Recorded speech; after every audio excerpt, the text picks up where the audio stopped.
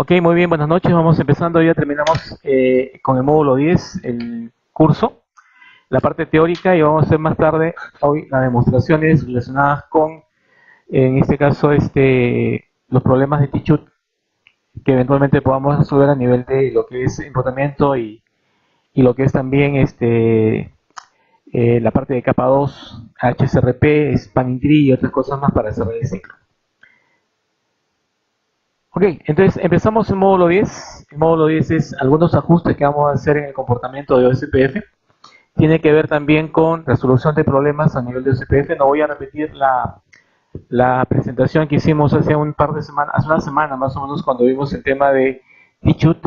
Dijimos que en aquel momento de que T-Chut o troubleshooting tenía tres componentes clave, que es conocimiento, un procedimiento y eventualmente herramientas que me permitieran de alguna manera resolver el problema. Además, vimos que dentro de lo que es el procedimiento podemos incluir algunas metodologías que me permiten definir exactamente dónde se encuentra el problema y a partir de ahí poder aplicar alguna estrategia de solución para poder de esta manera completar, digamos, hacer que la red nuevamente vuelva a estar funcionando.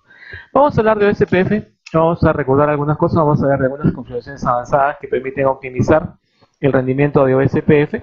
Vamos a ver también algunos mecanismos, algunos comandos, las herramientas que les mencionaba que me permiten de alguna manera resolver el problema de troubleshooting, es decir, resolver o determinar cuál es el estado actual del comportamiento de la red para esbozar y definir cuál es la causa exacta del problema. Y entonces empezamos con las primeras configuraciones avanzadas. Durante algunas clases previas se estaba hablando de una red llamada Non-Broadcast Multi-Access. En realidad, el concepto de redes broadcast multi-access y non-broadcast multi-access, en el caso de SPF, tiene una característica especial. Imaginen ustedes una topología como la que están viendo ustedes en pantalla, donde todos los routers de alguna manera se ven entre sí. Y entonces el procedimiento de actualización de rutas, de alguna manera, produce una saturación de tráfico entre todos los routers. Si un router no es lo suficientemente potente, no tiene la capacidad de procesamiento, la capacidad de memoria, no, va a ser de alguna manera, quien retrase o quien haga más lento el procedimiento de actualizaciones. La solución entonces es encargarle a alguien, en este caso a un router elegido, la función, en este caso, de recibir la información de actualización y él, que es el más poderoso en memoria, que es el más poderoso en procesamiento, distribuir esta información a los demás equipos.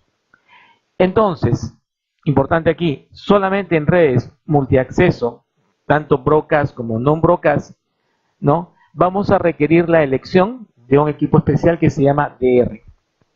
El DR, el Designated router designado, y un equivalente de respaldo que se llama BDR, Backup Designated Router, son los encargados de difundir la información que reciben de los DR Others. ¿Quiénes son los DR Others? Todos aquellos equipos que no son ni DR ni BDR.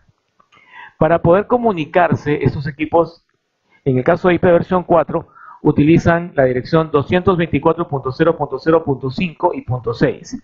Punto 5 es la que atienden todos los DR Others, todos aquellos que no son DR ni BDR. Y las punto 6, 224.0.0.6, son las que tienen en este caso, routers elegidos, el BDR y el DR respectivamente. Esta comunicación multicast es muy importante porque optimiza, en este caso, la forma como se van a mandar las actualizaciones, cómo se van a enviar los mensajes LSA, los Link State Advertisement, que cada equipo anuncia a los demás dentro de la topología. Por favor, insisto, solamente en redes multiacceso, tanto broadcast como no broadcast, es necesario la elección de un equipo o de dos equipos principalmente, es el DR y el BDR. ¿Cómo se elige el DR? El DR se elige en base a una prioridad que por default es 1 y en base al router ID más alto. Es decir, el router ID más alto es el que se va a convertir en el en el DR, y el segundo más alto se convertirá en el backup DR. ¿De acuerdo? Designated router. Esta situación, como dije antes, se presenta en redes Ethernet Típicamente las redes Ethernet son redes broadcast multi-access, tienen broadcast, por lo tanto van y son de multi-acceso, entonces encaja en esta circunstancia. Y la otra es los equipos que trabajan con FranRelay. FranRelay es una tecnología multipunto que en este caso permite la conexión de múltiple acceso, pero no produce o no se puede usar broadcast. Por lo tanto, en el caso de las redes FranRelay, se conocen como non-broadcast multi-access. La suerte de ustedes es que FranRelay ya no entra más en el examen CCNA. Ya fue retirado del examen, está solamente, quedando, es decir, ha sido retirado, ya no forma parte de los temas que se evalúan en CCNA. Céntrense, por lo tanto, en la situación de elección de DR-BDR en entornos donde trabajamos en redes de tipo Ethernet. ¿De acuerdo? Ahí céntrense ustedes. ¿Ok? Entonces, ese es el proceso. Ahora, ojo, hay algunas circunstancias donde yo no quiero que un router específicamente sea electo o participe en la elección. Como ya había adelantado antes, la prioridad por default es 1. Yo puedo usar un valor mayor para definir quién es el DR y un segundo valor mayor para definir quién es el BDR. Pero si yo deseo que este equipo en particular, un router en particular, no participe en el proceso de elección, es decir, no pueda ser electo como backup designated router o como designated router, en ese caso la prioridad que le voy a aplicar es la prioridad 0. Con prioridad 0, este equipo ya no participa en la elección y por lo tanto no es candidato a ser electo como DR o BDR. No sé si con eso tengan ustedes alguna opción, alguna pregunta. Sí. Ok. Nuestra, digamos, función es manipular de alguna forma la elección, haciendo que aquel equipo, el que yo desee, el que conozca yo que las características de procesador y de memoria son lo suficientemente amplias, se convierta en el DR o BDR según convenga. Entonces, este proceso de, digamos, determinación parte, ya lo dijimos en algún momento, de definir quién es el router ID. Por eso insistía tanto en el concepto de router ID en las clases previas. Router ID me va a permitir determinar quién es el DR-BDR. La otra opción que me interesa es definir en un enlace, en el enlace que me interese, el nivel de prioridad o la prioridad que el equipo va a tener. Si yo quiero que el equipo no participe, en esa interfase particularmente le pondré priority 0. Si yo quiero que participe como DR o BDR, le pondré una prioridad más alta, permitiendo así de esta manera que sea electo como DR o BDR. Algo que tienen que recordar, que también vimos en una clase previa, es que la determinación de estos equipos DR-BDR se hace durante un punto importante que es la elección. Ustedes recordarán que en la clase anterior, cuando yo cambié la prioridad del router, perdón, la prioridad no, cuando yo cambié el router ID, este router ID no tomó efecto hasta que yo hice un reinicio del proceso de SPF y eso implica una solicitud o una nueva elección. ¿Ok? Entonces, recuerden esto, yo puedo cambiar la prioridad, puedo cambiar digamos el ID del router, pero este cambio no va a tener efecto hasta que se procese una elección o hasta que se fuerce, en este caso, una elección y de esta manera un router, el correcto, el que me convenga, sea elegido. ¿Okay? Entonces la prioridad es un valor que va entre 1 y 255 y yo la puedo manipular. Recuerden que la prioridad 0 se aplica únicamente a aquellos equipos que no quiero que participen en el proceso de elección.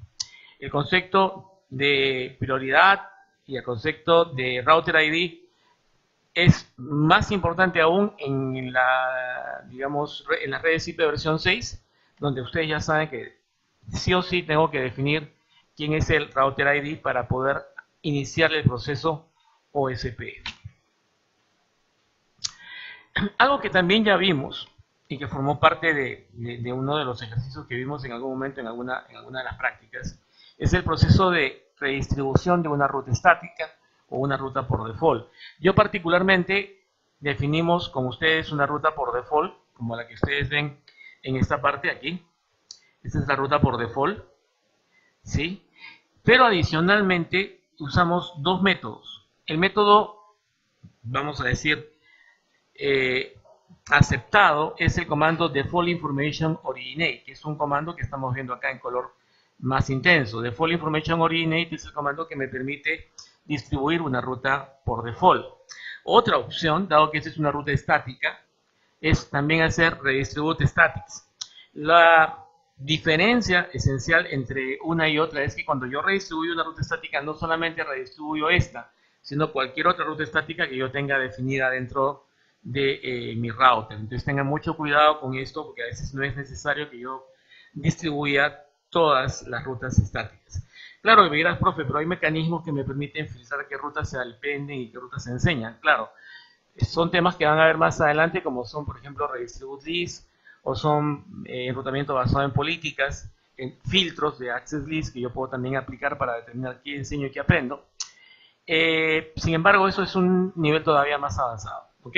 Eso lo van a ver más adelante. Ahora, siempre igual que me pasó, ustedes lo vieron hace unos días, hace un par de días, a veces uno configura rápido, en el caso mío esa fecha no tenía mis ojos, me había dejado mis lentes para ver de cerca, y equivoqué el comando, y al equivocar el comando se produjo un problema. Siempre que ustedes configuren algo, siempre verifiquen, por favor. Hay que hacer una validación, una verificación que todo está correctamente configurado.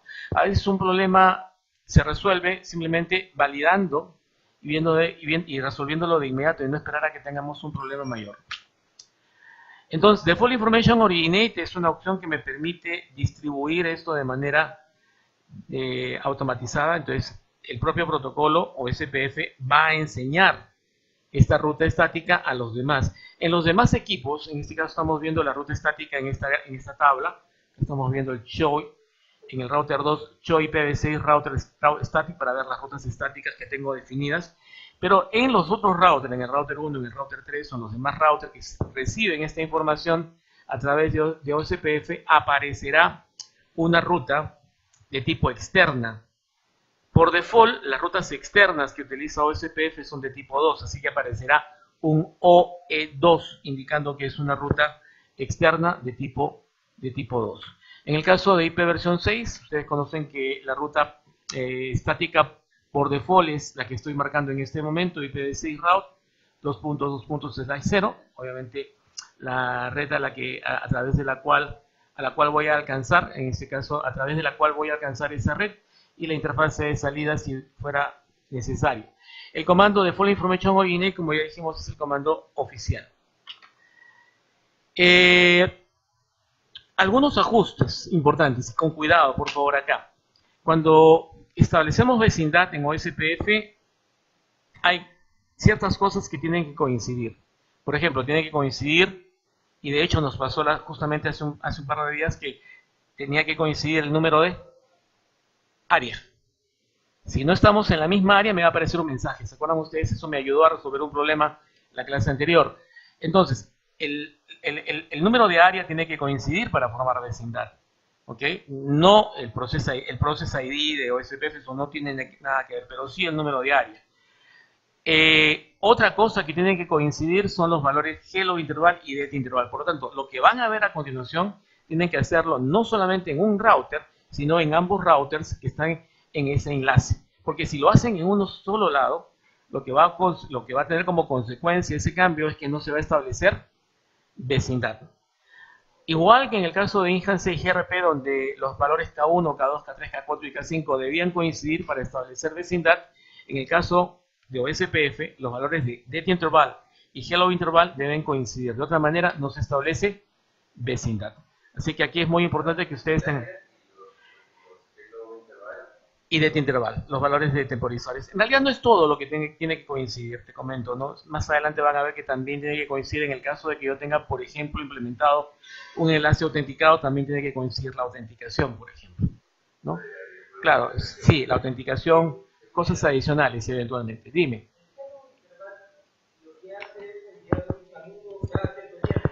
Es una especie de mensaje de Keep Alive, como lo vemos en las interfaces convencionales, donde cada 10 segundos se manda un mensaje muy pequeño que indica que hay actividad en esa interfase y me permite verificar que la interfase se encuentra saludable.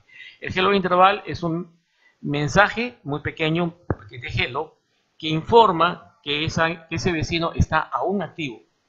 Si yo dejo de percibir un hello interval, un saludo por parte de mi vecino, usualmente la relación es 1 a 4, entonces si yo dejo de percibir 4 saludos de mi vecino, entonces yo digo, este vecino tiene un problema, es probable que esté caído o que haya perdido el proceso OSPF, entonces yo tengo que iniciar un proceso OSPF para calcular una ruta alternativa hacia esa red o hacia las redes que ese vecino me proporcionaba.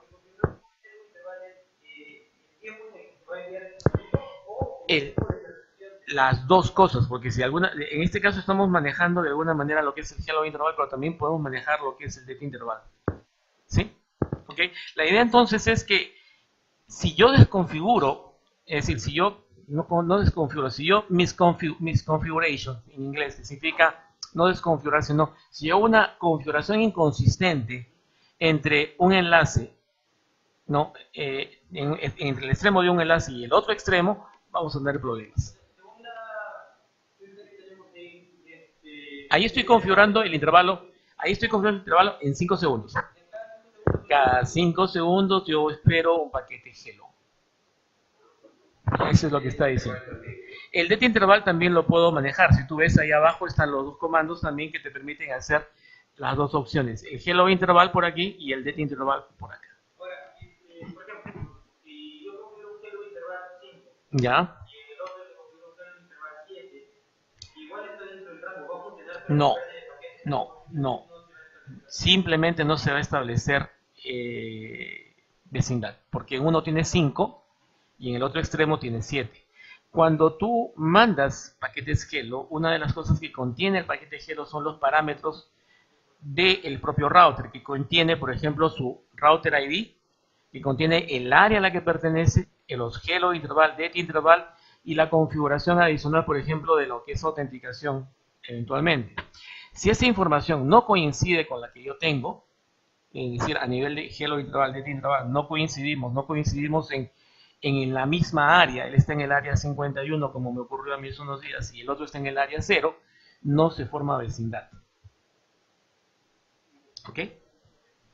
Y obviamente, si no formamos vecindad, no intercambiamos información, no construimos nuestra tabla de topología y consecuentemente tampoco tenemos nuestra tabla de rutas. No hay unas mejores rutas inyectadas en la tabla de enrutamiento. ¿Okay? Así que eso es lo que va a ocurrir. Mucho cuidado con el tema. ¿Okay? Insisto, normalmente la relación es 1 a 4. Como les comentaba, si yo defino hello interval igual a 5, el data interval usualmente es 20. ¿Okay? En algún caso tenemos enlaces seriales que por su lentitud no tenemos o manejamos de manera un poco más distanciada los hello. Tenemos cada 15 segundos, en un caso, los hello interval, y los data interval suben a 60 segundos, ¿no? Entonces estamos al data interval, claro, la relación usualmente es 1 a 4. 5, 20, 15, 60. ¿Sí? Que es lo usualmente. Ahora, si quieres volver a sus estados originales, utilizas los comandos negativos, ¿no? No IP B6 o hello interval 5, etcétera, ¿no? Que te van a permitir volver al estado por default. Las interfaces, dependiendo de su velocidad, tienen o asumen valores por default.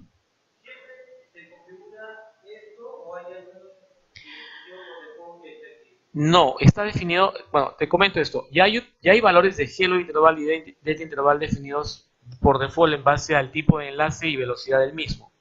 Eso ya está definido de alguna manera.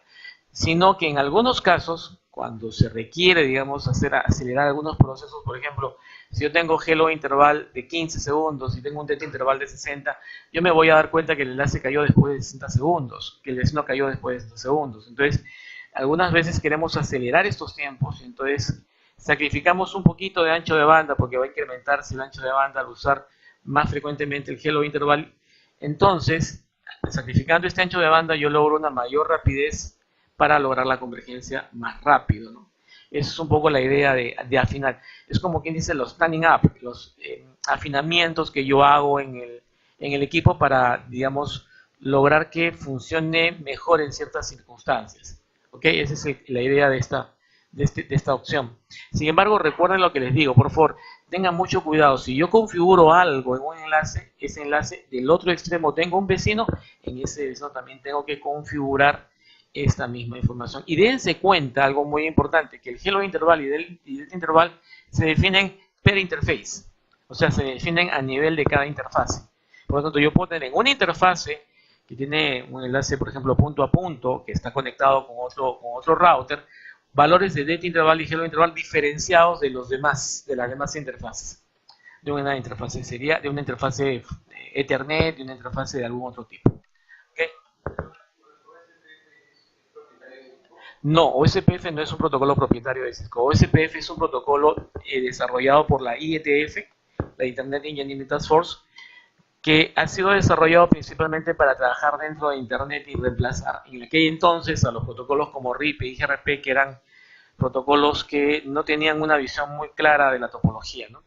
Entonces, la IETF es un conjunto de entidades, entre ellas Cisco también y otras más, que, digamos, soportan las tecnologías que se van a desarrollar para IPv4 y para IPv6.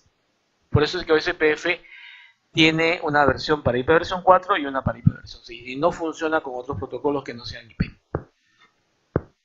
¿Alguna otra pregunta? No, ¿qué? Vamos a ver un poquito de solución de problemas. La solución de problemas no es complicada en realidad. Yo les comento, ya les comenté algo de esto. Hay todo un procedimiento que yo debo seguir, entre comillas. No es el que usamos, por ejemplo, en troubleshooting cuando dictamos el curso de Teach de CCNP, pero por lo menos es un aproximado. Ese sí lo ven ustedes probablemente o lo han visto ustedes si han llevado el curso de IT Essentials, ITPC, el de ensamblaje de computadoras de la academia. Ahí se muestra que en general, esto aplica por si acaso a impresoras, a computadoras, pero también aplica a redes. Entonces, en general, podríamos hablar que hay 6 pasos, ¿no? El primero es determinar el problema, saber identificar el problema. ¿Cuál es el problema? El problema es que no le hago ping o no me conecto con la página web de tal servidor web. Ok, perfecto. Definido el problema, yo voy a esbozar cuáles son las posibles causas. Puede ser tal o cual cosa. En el tercer paso yo voy a aplicar algún tipo de herramienta o de estrategia que me permita determinar cuál es la causa exacta.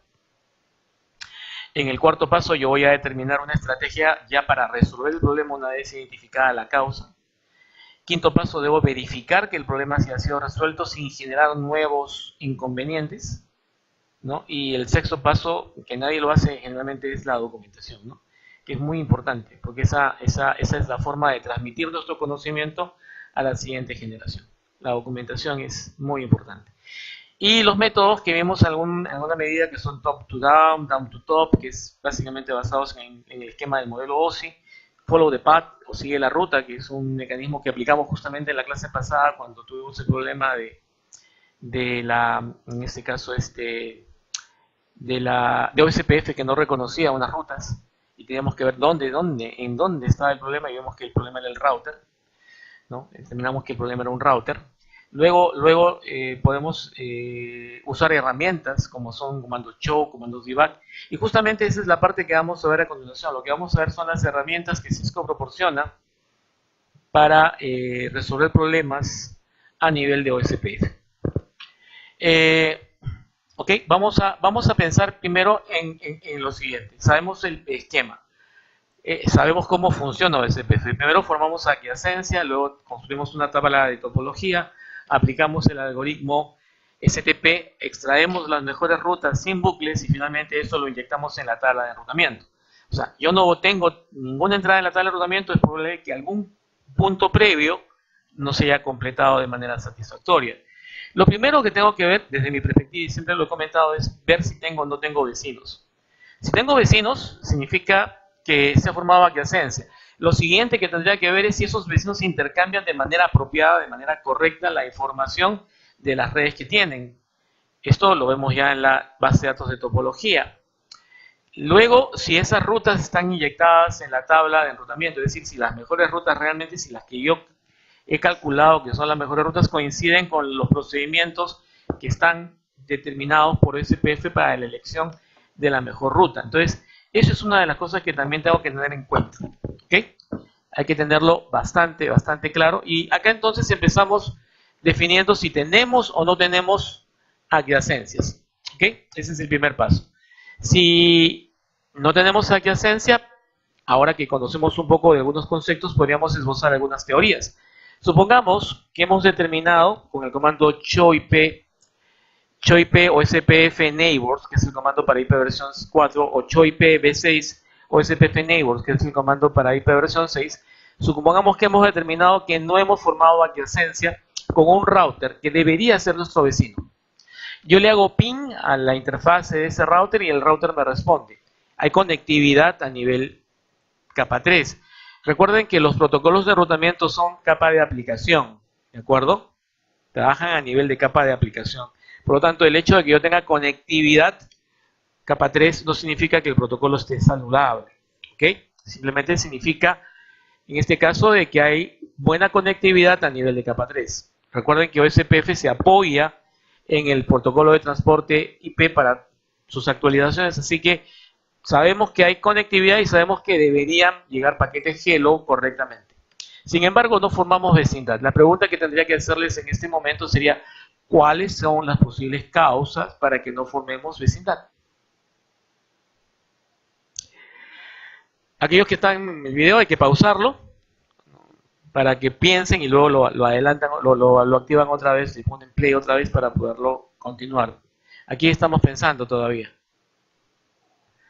Bueno, pueden ser varias causas, ¿no? Una de las causas podría ser, por ejemplo, de que mi protocolo tiene la interfase pasivada. ¿Sí? Uno de los routers tiene la interfase pasivada, por lo tanto no envía ni recibe actualizaciones, menos va a formar vecindades por la interfase que nos conecta. Estamos conectados, pero a nivel IP versión, o SPF, perdón, está pasivada esa interfase. En el caso de la IP, se descarta porque recuerda que te dije que había conectividad. Yo le hago ping, eso está bien. Ojo, mucho cuidado con esto. Recuerden lo que comentamos en alguna medida. En IP versión 4, yo tengo que hacer ping y tiene que estar bien configurada la IP de cada extremo. Pero en IP versión 6 no es necesario porque OSPF en realidad se comunica a través de los enlaces link local. Entonces yo puedo equivocarme al ponerle una dirección siempre y cuando le haga ping a la dirección link local. ¿Sí? Link local. Recuerden que es importante que tengan esto en cuenta. En IP versión 6, la comunicación entre los vecinos se da a nivel de la interfase link local, la FE80. ¿Okay? Entonces, la probabilidad de que haya una falla porque yo me equivoqué al poner una dirección IP a una interfase se anula porque a nivel link local sí hay conectividad. ¿Ok? Hay un enlace. Entonces, dicho esto, entonces, ¿qué otra cosa? ¿Qué otra causa posible? ¿Qué otra posible causa? Para ser más correcto. ¿Está pasivada la interfase? ¿Cómo verifico que la interfase está o no está pasivada? No, eso es para DRBDR, en caso de prioridad. Recuerda que ahorita no estamos viendo prioridad, estamos viendo vecindad. No, pues, no. Si no formo adyacencia, menos voy a determinar quién es DRBDR. ¿Sí? Entonces, aquí lo siguiente, ¿cuál es?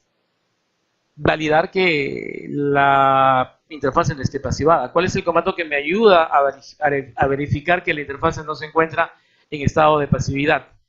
Bueno, un show running config resuelve todo y tienes que ver toda la sábana de comandos que están en el show running. Un comando que es más apropiado es el comando show IPv6 o show IP protocols, que me permite ver en este caso si la interfase está o no pasivada. ¿Okay? Show interface, show IP o SPF interface también me permite ver si las interfaces están activas o han sido declaradas o se encuentran activas para, en este caso, OSPF, que también es una opción muy importante para que validemos que OSPF se encuentra saludable. La otra opción es que en un extremo tenga configurado el área 0 y en el otro extremo tenga configurado un área diferente, o sea, que no coincidan las áreas. Que no coincidan, disculpa que termine la idea, que no coincidan las hello interval, data interval. Por favor, tu comentario. ¿Qué me parece cuando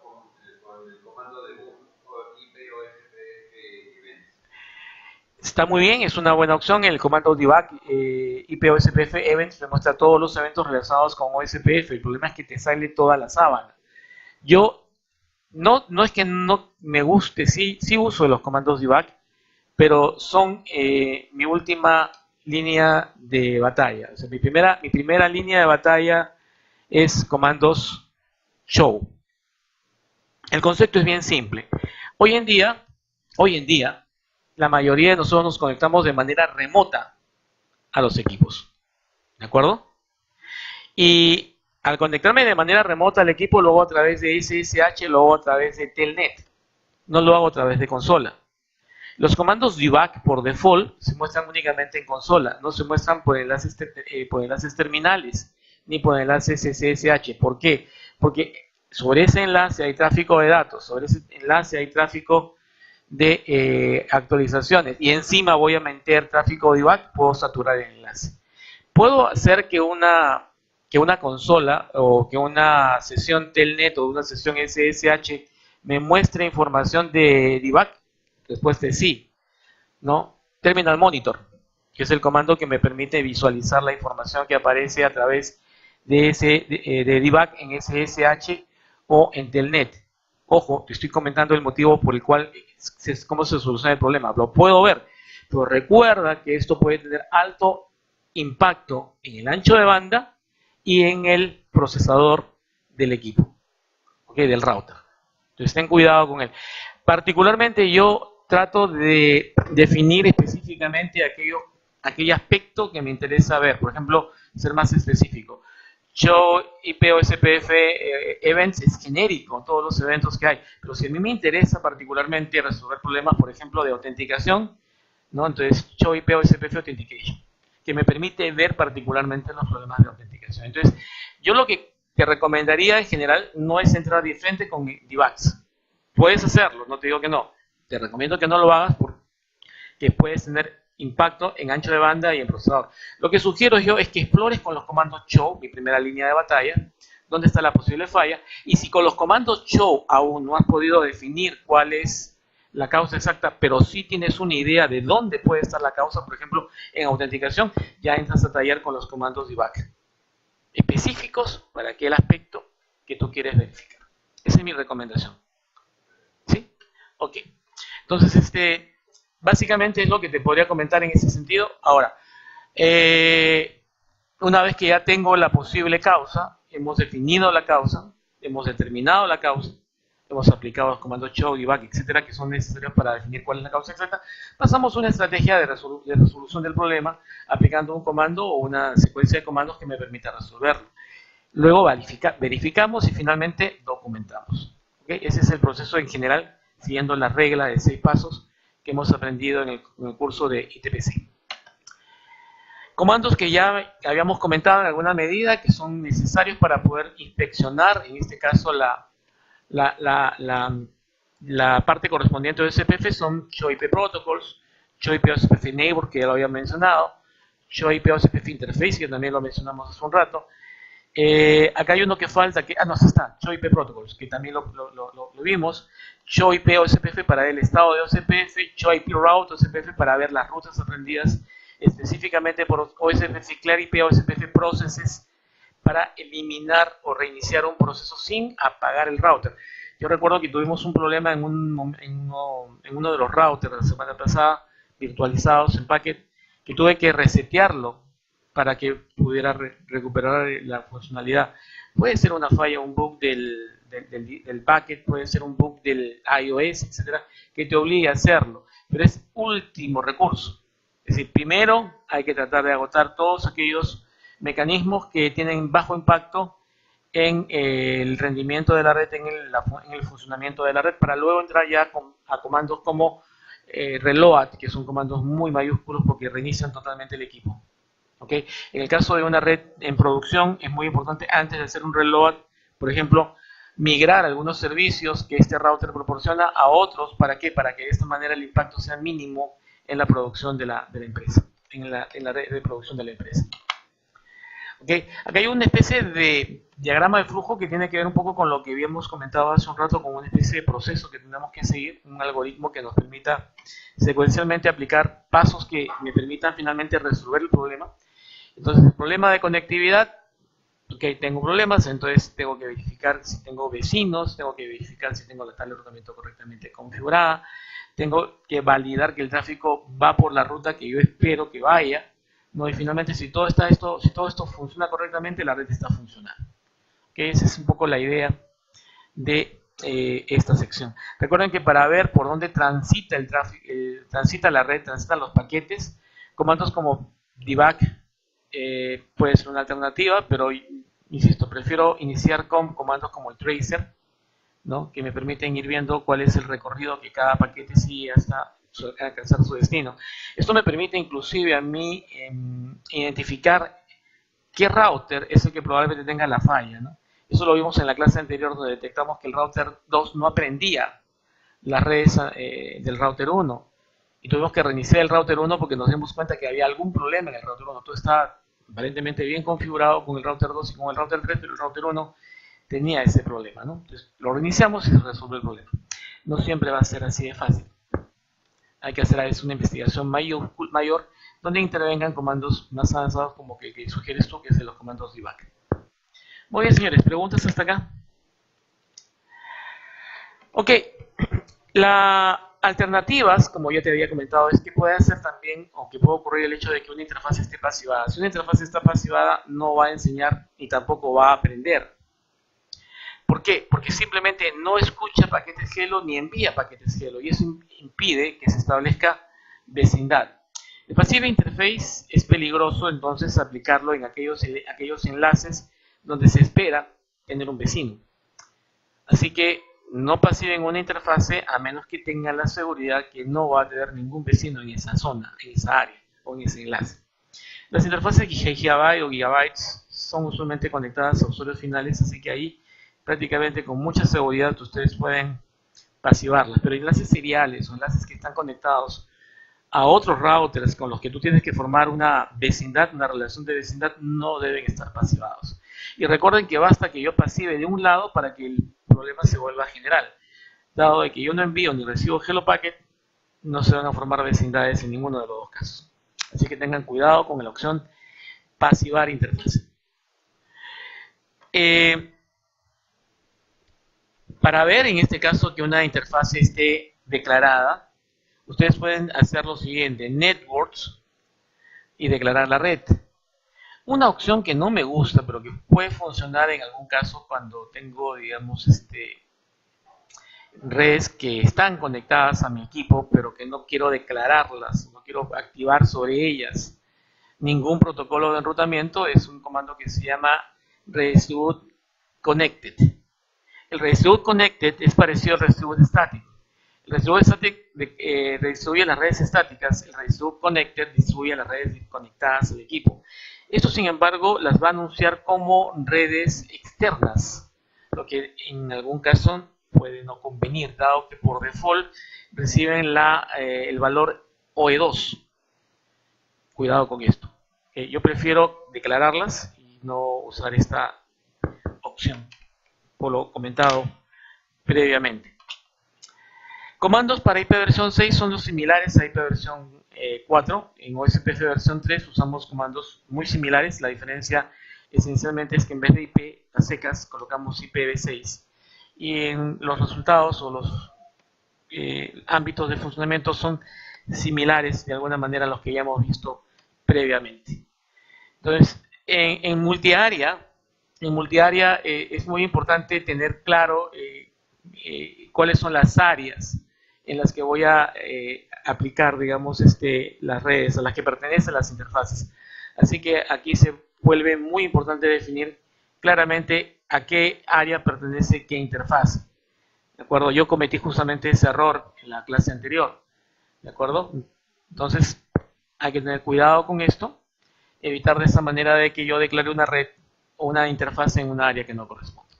Si bien hay anuncios, si bien hay mensajes que te alertan, a veces uno los pasa por alto, así que tiene que tener claro que es muy importante tener una idea muy clara de qué interfaz pertenece a qué área.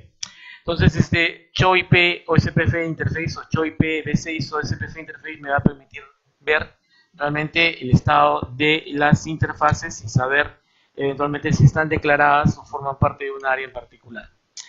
¿Okay?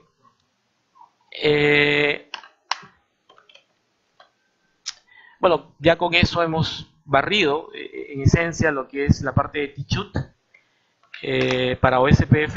Insisto, recuerden lo que yo les digo, hay imagen de T-Shoot de lo que hemos visto aquí en la presentación, es todo un marco mayor. Está el procedimiento, están las herramientas, están las metodologías y ustedes tienen que jugar con ellas para poder resolver el problema. En alguna medida es un arte porque ustedes tienen que tener un conocimiento de cómo funciona el proceso de SPF para poder definitivamente lograr una solución. Nunca recomiendo yo una aproximación no sistemática, es decir, que vayan probando sin ningún orden. Insisto, es mucho más productivo y mucho más eficiente, aunque a veces demora un poco, hacer un procedimiento sistematizado, secuenciado, porque esto permite ir barriendo etapas y permite también eventualmente resolver el problema con toda seguridad. Entonces, yo normalmente lo que siempre les digo a los chicos, primero verifiquen conectividad, luego verifiquen la configuración de los protocolos de enrutamiento. No vayan directamente a los protocolos de enrutamiento con CHO-IP o SPF protocolos y demás, porque probablemente no tengan respuesta apropiada. Verifiquen siempre, siempre, siempre validen que exista conectividad entre los equipos correctamente, que no existan filtros, access lists que puedan estar bloqueando algún tipo de digamos, paquete que evite que formemos vecindad, evite que se intercambien rutas de manera apropiada. Hemos visto entonces cómo se hace para determinar la elección de DR-BDR, hemos visto también cómo hacemos para distribuir una ruta por default a través del comando Default Information Originate. Y en esencia, acá está un resumen de los principales comandos que hemos checado el día de hoy que me permiten manipular también los Data Interval y Hello Interval. Y recuerden por favor lo que les dije antes, ¿no? Data Interval y Hello Interval son dos parámetros que deben coincidir para que se formen aquiescencias. Si estos no coinciden, no se va a formar a la aquiescencia. ¿Okay? Así que mucho cuidado con ellos. Muy bien chicos, con eso hemos básicamente terminado. Les agradezco por el tiempo que hemos tenido. Hemos terminado ya el capítulo 10. Con eso terminamos la teoría del curso. Espero que les haya servido. No sé si tienen ustedes antes de terminar alguna consulta o pregunta. Ok, ya que no hay preguntas, muchas gracias. Terminamos la exposición del módulo 10. Gracias.